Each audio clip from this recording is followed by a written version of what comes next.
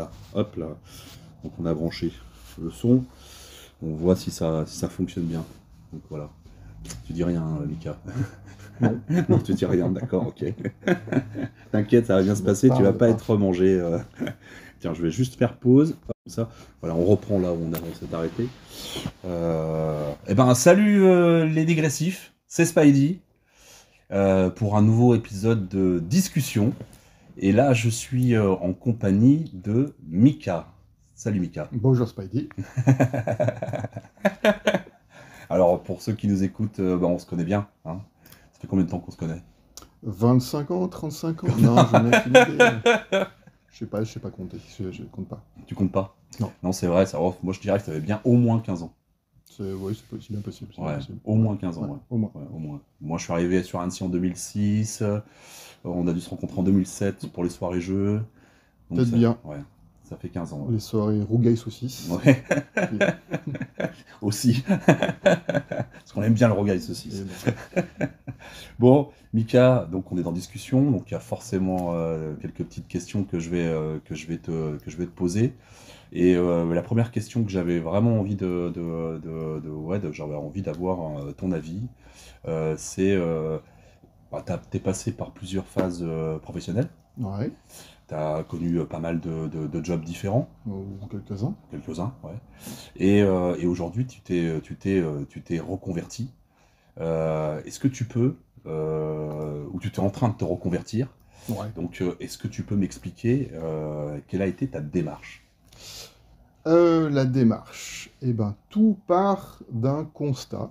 À un moment donné de ta vie, eh ben, tu te dis, merde, il y a un truc qui va pas, et tu essaies de comprendre quoi. Et à un moment donné, tu comprends. Et là, bah, tu dis, bah, faut que je fasse quelque chose, faut que je me sorte les doigts, les mains des poches. Et puis après, bah, tu cherches, et tu dis, qu'est-ce qui me plaît vraiment? Et tu te lances comme ça. Voilà, c'est comme ça que ça fonctionne, la démarche. Ouais. Et après, bah, évidemment, tu te renseignes, tu essayes de trouver des formations, etc. Et voilà, ça part juste d'un déclic, je pense. Pour les autres gens, je ne sais pas, mais pour moi, c'est juste un déclic. Un déclic. C'est une sensation. Une T'as une sensation. sensation, tu te dis pendant longtemps, enfin en tout cas moi c'était ça, pendant longtemps je me suis dit il y a un truc qui va pas. Et puis un jour il y a un déclic comme ça qui dit voilà, la bonne raison, la bonne chose à faire, c'est ça. Et ce déclic, ça a été quoi en fait, ce déclic finalement? Il y a eu le 2019, donc tout le monde dit à la période du Covid, le Covid existe encore hein, en 2023, mais on parle surtout de 2019, cette période de 2020, cette période comment la société était enfermée. Les gens étaient enfermés chez eux, et moi c'était le contraire. Là où je bossais, on faisait des 50 heures par semaine, samedi, quelquefois le dimanche. Tu faisais Parce quoi? que je préparais des commandes dans une petite société, et on pensait au début qu'il y aurait finalement tout le monde, l'économie s'arrêterait, et qu'on n'aurait pas de boulot. Et finalement, ça a été l'inverse. Énormément de boulot, tout le monde était chez lui, tout le monde se mettait à faire des travaux chez lui, donc on vendait plein de produits qui avaient un rapport avec les travaux de la maison, et il fallait bosser comme des dingues. Et cette période-là a été physiquement éprouvante, et mentalement aussi, parce que c'est à ce moment-là que je me suis dit, finalement, c'est pas ce que je veux faire. C'est pas ce qui me plaît comme métier. Et je pense qu'avoir un métier qui te plaît, c'est essentiel. Évidemment, il y a plein de métiers qui sont nécessaires, et les gens, je suis pas sûr qu'ils aiment le faire, mais ils sont nécessaires. Mais moi, je voulais faire quelque chose, à un moment donné, je me suis dit, il faut que je fasse quelque chose qui me plaît. Ouais. Parce que ce que je faisais, c'était pas moi. Ouais. Voilà, ça me correspondait pas. Je tombais là-dedans parce que un peu par facilité, mais je me suis un peu laissé guider, si tu veux, à peu près. C'est là que je me suis rendu compte que je me suis laissé guider, comme une petite barque sur sa rivière. Ouais. Et à cause de cet événement, grâce finalement à la période du Covid et du confinement, et là j'ai découvert que je me suis dit qu'il fallait faire quelque chose, et qu'il fallait sortir la barque de sa petite rivière, son petit courant, et qu'il fallait la mettre sur l'océan, Ouais. et faire quelque chose de soi-même, voilà. Tu t'es pris en main. C'est ça. J'ai sorti les mains des poches, Ouais. pour parler poliment. Et tu fais quoi alors aujourd'hui? Aujourd'hui, j'ai On peut faire un peu de promo, hein. oui, bah, une formation de développeur web. J'ai envie de me spécialiser dans le web design. Enfin, principalement au début, à mon avis, ce sera des pages web, des pages vitrines. Donc aujourd'hui, tu es encore en formation. Je suis encore en formation. Ouais. Ouais. Et tu vas commencer ton activité, tu sais quand? Mon avis d'ici la fin d'année. Ouais. Parce qu'il va falloir que je crée mon propre site, que je sache comment fonctionne une société, une micro-société, un Ouais. micro-entrepreneuriat, que je me renseigne tout sur la comptabilité, que je crée un portfolio, forcément, parce Ouais. que quand tu es dans ce genre de domaine, soit en graphisme ou en web design freelance, bah, il faut que tu montres aux gens ce que tu sais faire. Le Ouais. diplôme, c'est pas nécessaire. Faut juste que tu montres tes capacités. C'est pas nécessaire, mais c'est bien, c'est des clés quand même, un diplôme. Alors, en France, oui. De tous les freelances, les vidéos de freelance en graphisme ou en en développement web, disent que en France, on est très, on ne dirait pas à cheval sur le diplôme, mais on aime le diplôme. Mhm. Même si on est nul, du moment qu'on a un diplôme, voilà, ça veut dire qu'on est bien vu. Alors, Tu as une légitimité. c'est ça, ta légitimité, effectivement. Parce que je trouve ça complètement aberrant. Parce que une personne extrêmement développée peut être complètement stupide. Oui. C'est l'intelligence et la connaissance sont deux choses différentes. Et pour moi, avoir un diplôme, c'est pas une nécessité. Il faut avoir la personnalité et une personnalité adéquate et avoir des idées, savoir, en gros, comment dire, être professionnel, quoi. Et comment tu as su, parce que tu m'as dit que tu as un déclic, tu t'es pris aux mains et tu t'es dit tout de suite que tu allais faire web designer? Au début, j'avais fait une formation de graphiste, parce que je me suis dit, je vais faire ça, et en même temps, pendant que je faisais la période de formation de graphiste, j'ai vu un exercice qui était lié au web design, justement. Ouais. Et là, je me suis dit, bah, tiens, ça m'intéresserait aussi de faire ça. Et c'est là que je me suis lancé après dans développement web, où là, ça s'appelle exactement développeur web full stack. D'accord. Parce que ça veut dire faire des pages front page. Front-end, en gros, c'est ce que les gens voient. Ouais. Et faire du back-end, c'est-à-dire ce que les gens ne voient pas. Ouais. Tout ce qui est base de données, tout ce qui est... voilà, La programmation. le détail. Pour le 2, c'est la programmation. Pour les deux, c'est bon, ok. Qu'est-ce que je disais? Oui, je t'ai demandé comment tu as su que c'était ça que tu voulais faire. En fait, c'est ça, hein, la question. En fait, c'est un peu... je pense que quand tu... en tout cas, pour moi, c'est à partir du moment où j'ai décidé de changer de voie, ça a été un petit peu... tiens, je regarde un panel d'activités. Je dis, tiens, ça m'intéresse, je vais aller dedans. Puis après, ça va t'emmener vers une autre activité. C'est un peu comme sur YouTube. Tu regardes une vidéo, tu regardes sur la partie de droite, une vidéo sur un sujet. Sur la partie de droite, tu regardes d'autres vidéos, tu dis, ah tiens, ça c'est intéressant. Tu recliques, tu fais ça 30 fois, et tu vas tomber sur quelque chose qui n'a rien à voir par rapport à la première vidéo que tu avais vue. Ouais. Et moi, j'aime bien ça. Ça reste de la digression. Hein. Ouais. Tu fais quelque chose qui n'a rien à voir avec le sujet de base. Ouais. Et moi, ça a été ça. Ça a été, ce sujet-là m'intéresse. Il est connexe avec un autre sujet. Je vais m'intéresser à celui-ci a un autre sujet connexe, etc. Et donc, c'est un peu un effet domino. J'aime bien essayer des trucs. Ouais, c'est ce que j'allais te dire. Je te connais depuis 15 ans, donc on va dire un peu plus maintenant même. Et je t'ai toujours vu faire de la guitare. Quand tu t'es mis à faire de la guitare, tu l'as fait à fond. D'autres passions dans lesquelles tu te mets à fond. Et ça, c'est vrai que c'est une de tes particularités, c'est que tu aimes bien aller, quand tu touches un sujet, tu aimes bien aller au fond du sujet. Je me trompe ou pas? Alors, j'aime bien apprendre plein de choses.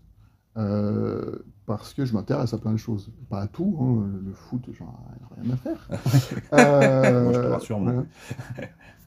J'aime bien avoir plein de pas de cordes à mon arc, mais c'est juste, c'est pas la volonté d'avoir plein de compétences, c'est plutôt parce que ça m'intéresse sur le coup.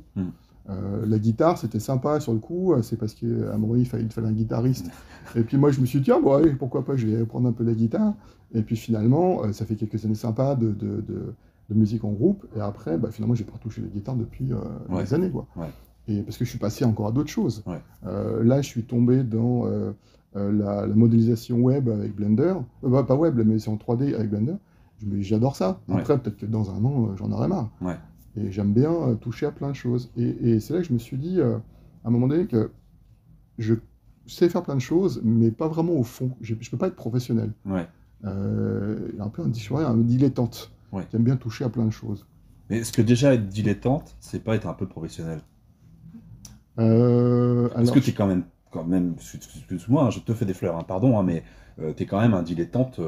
Moi, je trouve qu'il n'y a pas beaucoup de dilettantes. Enfin, ce que je vois chez les dilettantes, c'est souvent on aborde les sujets, mais vraiment un petit peu, mais voilà quoi. Et on connaît un peu des choses sur plein de choses, mais voilà. Toi, par contre, j'ai l'impression que chaque fois que tu touches un sujet, ben, pour moi, tu deviens presque professionnel parce que tu t'es pointu. Bah, parce que j'aime bien aller dans le détail. J'aime bien, ouais, apprendre, je ne vais pas dire un maximum de choses, mais apprendre beaucoup de choses dans un domaine. Par exemple, j'aime bien un peu l'astrophysique, mais je ne vais jamais apprendre les mathématiques pour pouvoir, tu vois, pour être. Ce ne sera pas aussi pointu. Ouais. Ça sera, voilà, j'aimerais bien apprendre des choses, je ne sais pas, sur la biologie, en regardant des chaînes YouTube, parce que ça m'intéressait, parce que je suis curieux. Mais donc ça me donnera des connaissances. Mais effectivement, je n'aurai pas la connaissance d'un vrai biologiste ou d'un vrai astrophysicien. Okay. Donc ça restera de la surface. Voilà, c'est une connaissance de surface. Mais alors, du coup, je reviens sur ma question initiale, enfin, c'était pas vraiment initial, mais sur la question de pourquoi avoir choisi le web design, l'infographie, enfin, l'orientation, on va dire, ordinateur.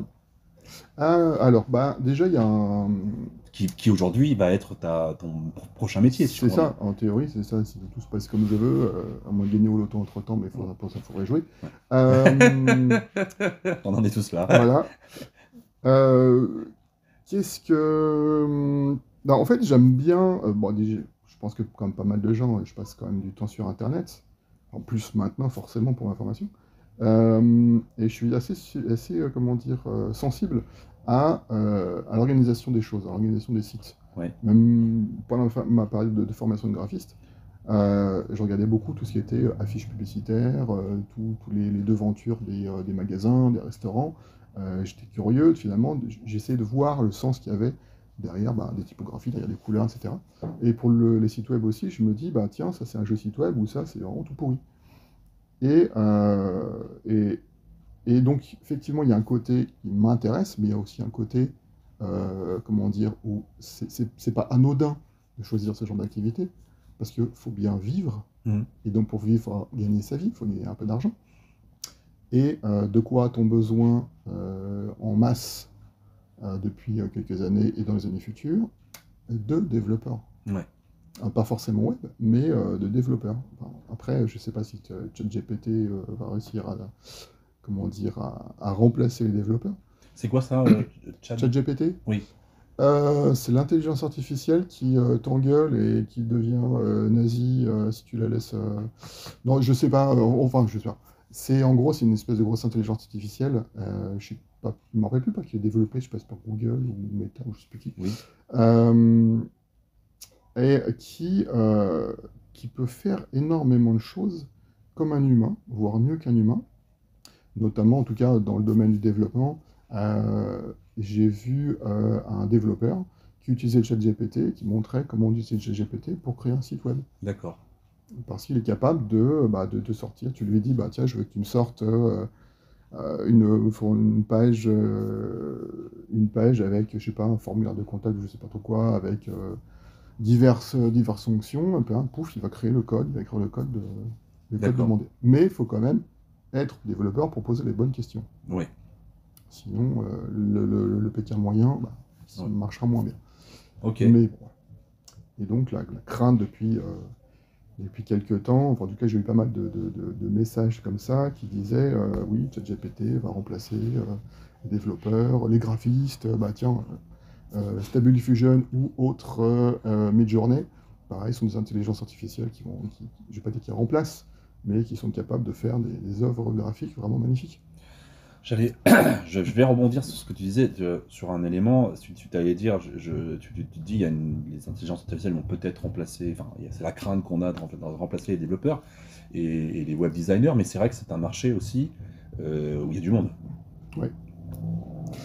Il y a du monde, c'est pour ça qu'il faut trouver le style, l'activité, ou alors soit, comment dire, il y a deux façons de voir les choses, soit tu touches à tout, donc tu fais énormément de choses, donc ton portfolio, il doit montrer que tu fais énormément de choses différentes. Dans le web design, vous savez qu'il faut faire des sites graphiquement avec différents, plein de sites différents, soit il faut faire de la niche, que ce soit, alors, là je parle donc web, ou pour le développement web, ou pour le graphisme, ou pour faire de la niche. Tu as des gens qui vont se spécialiser, par exemple, dans le graphisme lié, je sais pas moi, à la chirurgie esthétique. Ça, c'est vraiment de la niche. Tu auras un petit nombre de graphistes ou de développeurs qui seront dans cet univers. Et donc, effectivement, quand il y a plein de gens qui touchent un peu à tout, eh ben, il faut trouver quelque chose, il faut trouver un style, il faut trouver... Après, quelquefois, ça vient aussi de ta personnalité. Ça peut être une question de bagou, ça peut être si tu écris très bien en français ou pas. Moi, je suis hyper sensible à ça. Ouais. Je sais que je suis... Oui, on a écrit un bouquin, je crois, ensemble. Ouais, c'est ça. Et voilà, donc pour sortir de l'eau, pour moi, c'est que ce soit comment dire, pour te faire repérer, que ce soit dans la vie ou que ce soit dans le travail, il faut avoir un truc que les autres n'ont pas. Ouais. C'est tout. Ouais, ok. Après, que je l'aurais pas, je sais pas, j'aurais pas l'idée. On verra, mais bon, ça, c'est pas tout de suite, l'année prochaine. Est-ce que tu vas t'en servir pour faire ton nouveau métier? Est-ce que tu aurais envie, par exemple, de l'utiliser pour créer un jeu de rôle? Parce que, pardon pour les dégressifs qui nous écoutent, pour ceux qui ne le savent, peut-être pas, mais on a écrit donc avec Mika et d'autres, on est 6 sur le sujet, on a écrit un jeu de rôle qui s'appelle Terre 2. Je fais un peu de promo aussi au passage. Est-ce que le nouveau métier que tu es en train d'apprendre, tu vas t'en servir pour faire ça? Ce métier de niche, parce que le jeu de rôle, c'est bien de la niche. Terre de la niche. Pour le jeu de rôle lui-même, je sais pas. Disons que Terre 2 a déjà un site web. Oui. Donc il n'y a pas de raison d'en faire un autre. Après, j'ai des idées. Si j'avais beaucoup de temps et pas de contraintes financières, tu peux me croire que je ferais plein de jeux de rôle différents. Ouais. Et où j'écrirais plein de trucs, je ferais plein de choses.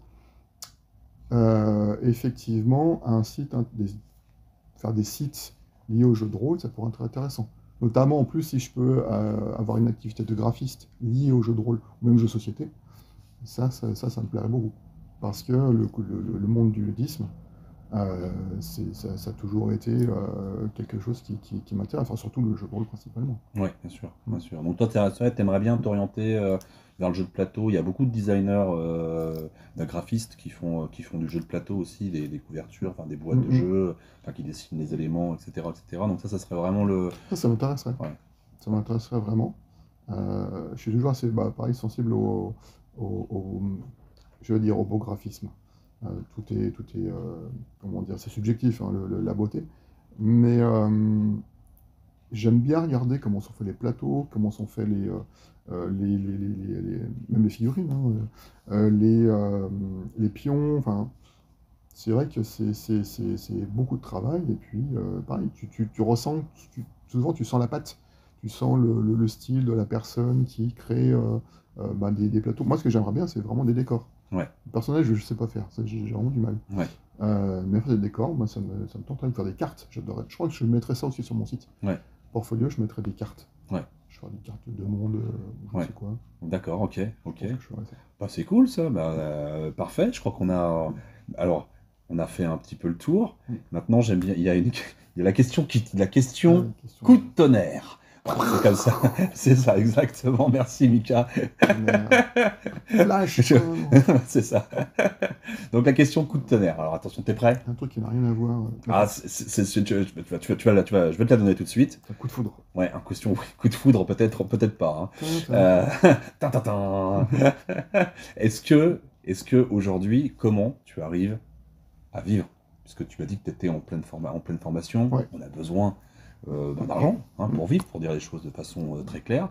Est-ce qu'aujourd'hui, ça va, financièrement? Et question subsidiaire, est-ce que tu aurais un conseil pour ceux qui voudraient se mettre aussi à leur compte? Alors, moi, actuellement, pour pouvoir vivre, je vends mon corps. Pas très cher, pas très très cher, hein, ça va. Vu que c'est pas cher, faut que je vende beaucoup. Non, je pense qu'il y a pas mal de gens qui font comme moi, qui n'ont pas forcément de grosses économies, et puis surtout qui vivent seuls, donc forcément quand personne pour aider, on va dire, pour payer les factures.